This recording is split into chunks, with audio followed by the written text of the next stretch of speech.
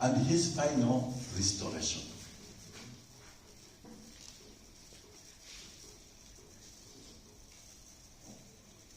We're going to look at a brief character of analysis. Not only shows us why he encountered the trials and how he was overpowered, but also to help us to understand why we sometimes reach in the same manner. Why we find ourselves in the same manner. It is unscriptural and realistic to hope that we will be spared the trials. We will face such things. You can read 1 Corinthians chapter 10, verse 11 to 13. It talks about it.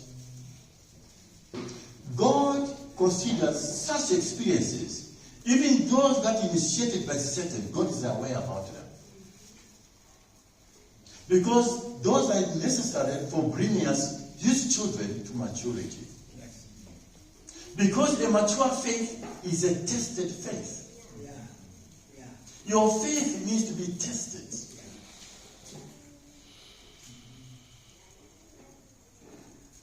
I was talking to my bishop here. A certain story. I went to another town for a funeral, but the home where I was supposed to be, they had visitors. They had visitors there.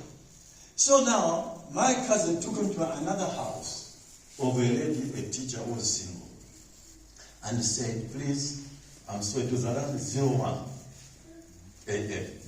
and said, please, can you host this, my cousin here? I said, there's no problem. The room is there. I said, okay. Okay, thank you so much. And we began to discuss. And I was sitting there, waiting to be late to the room where I'm going to sleep. But I was not late. The lady simply said, you just go straight there. That's the room where I'm going to sleep. So I went back to the room there. I took off my clothes and went to the blankets. And my cousin, they said bye. Only to find this lady comes to join me in bed. It was not manner. It was not manner. So now because I was naked, I said, what am I going to do? I'm like, she jumps me because there was a light at the veranda.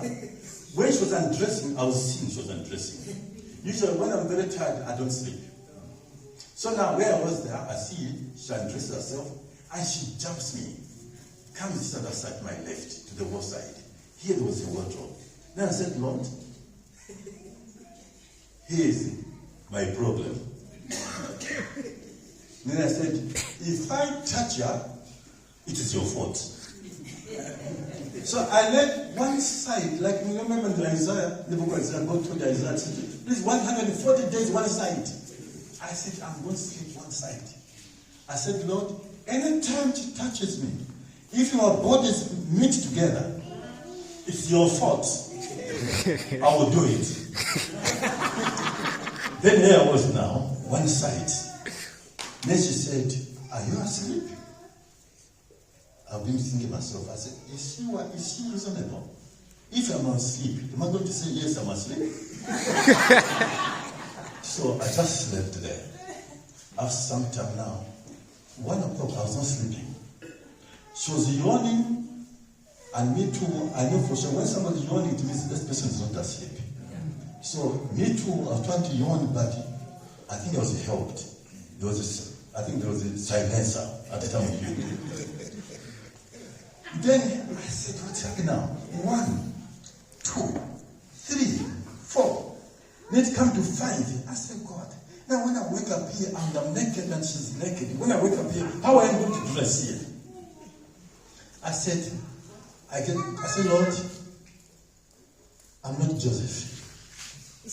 What's going to happen to me now?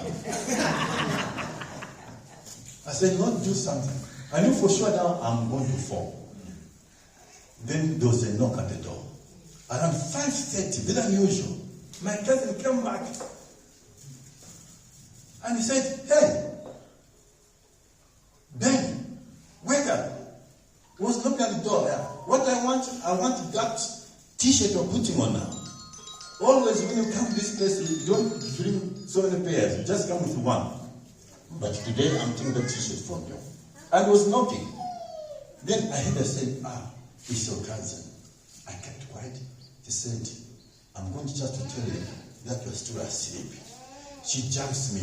When she jumps me, I started dressing up quickly. By the time they opened the door, I was in the sitting room, seated. God is faithful. So, he said, it's an scripture, and realistic to think that we can be spared of trials. God considers such experiences, even those that are initiated by the Satan. And because we said a mature faith is a tested faith. You can't say, I love God. You must be tested. An example is Abraham. God comes to him. Abraham had no children. But God gives him Isaac at an old age.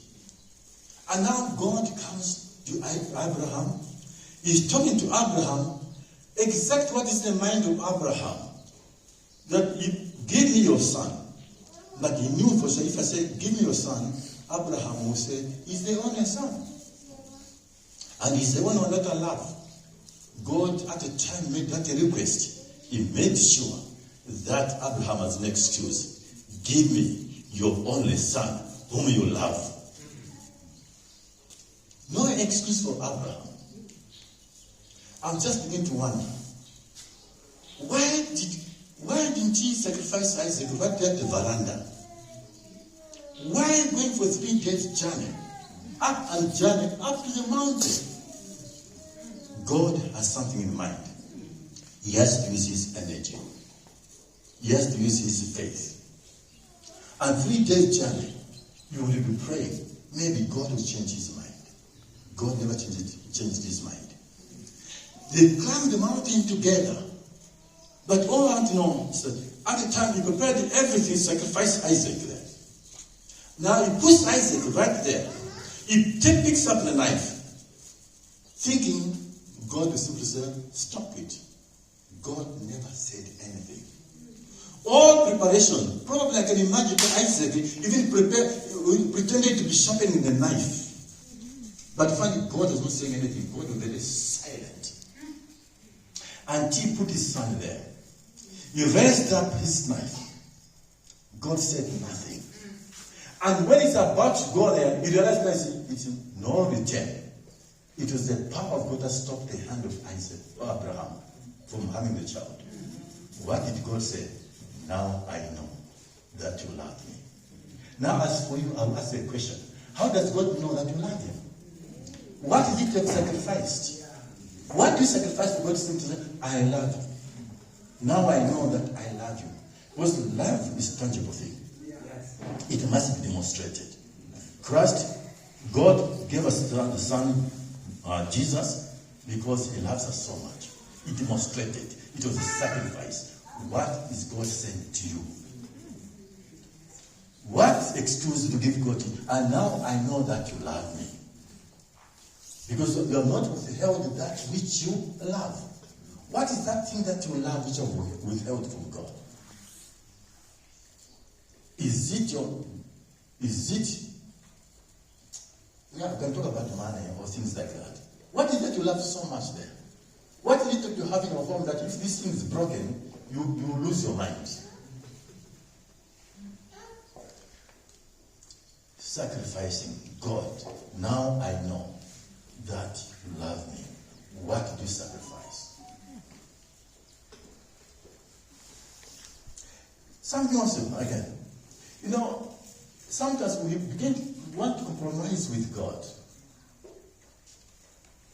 If you don't come to church, maybe you're angry with the pastor or anyone else like that, and decide not to come to church.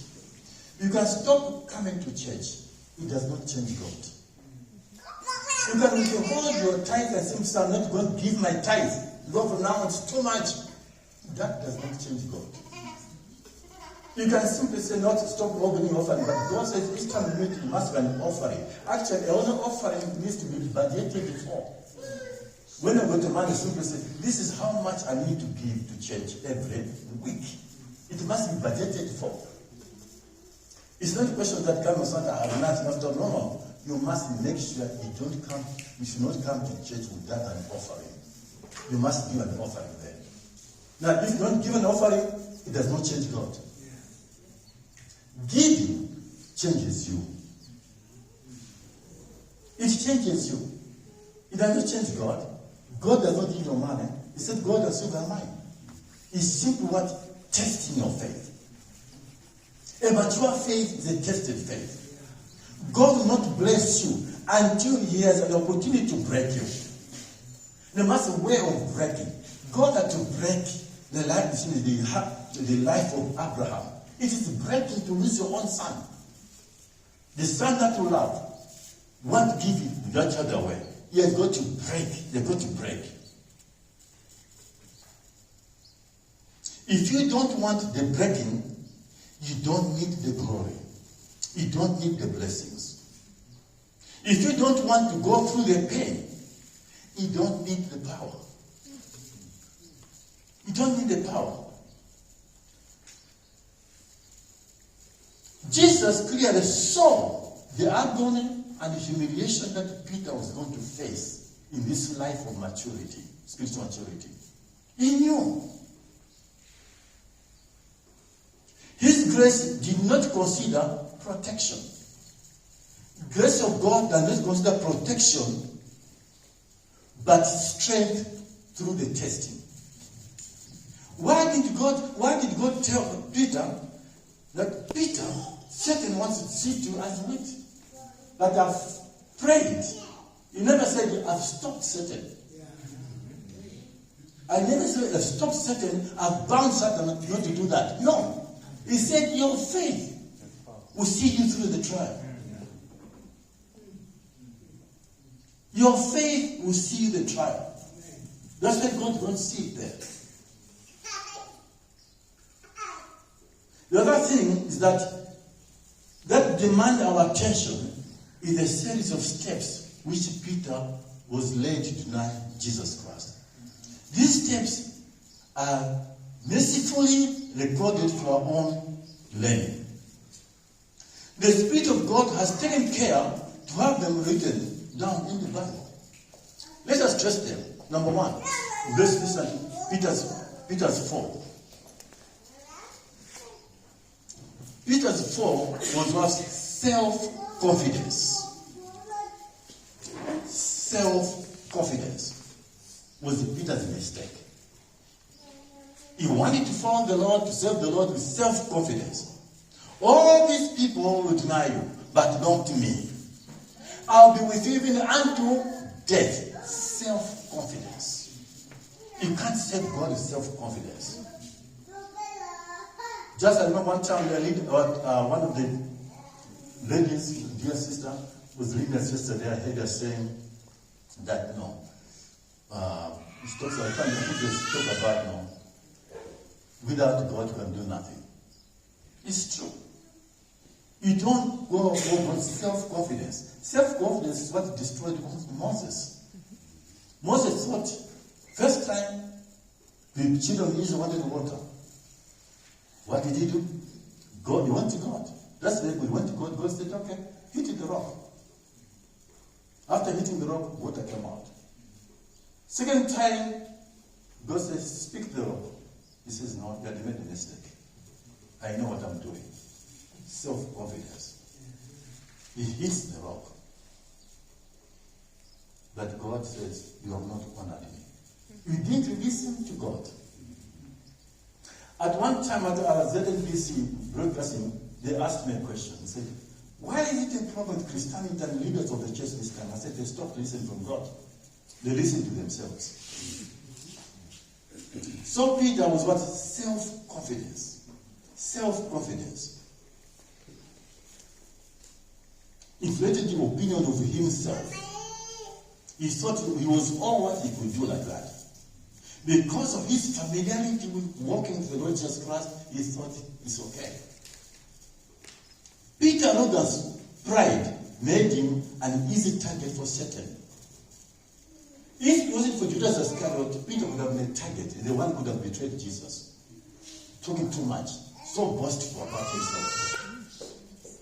The second one, laziness. Laziness. Remember in the Garden of Gethsemane,